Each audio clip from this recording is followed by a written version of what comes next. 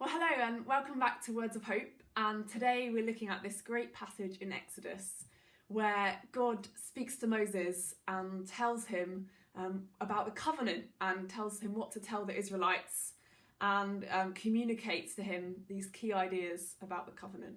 And as I read the passage, I was struck by how God says three really simple things.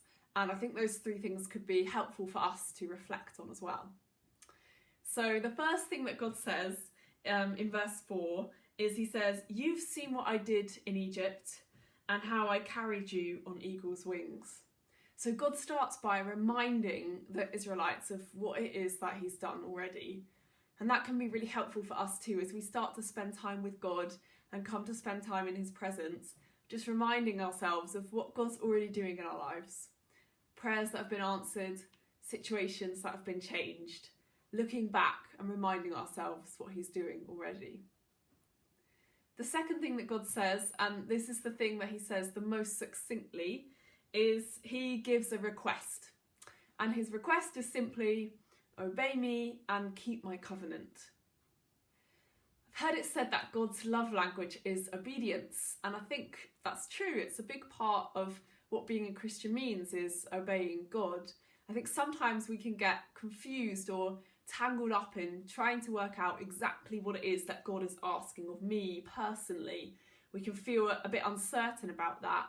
And actually, this passage is a good reminder that what God requests of us is very simple obedience. And our obedience starts with the things that God's already told us to do.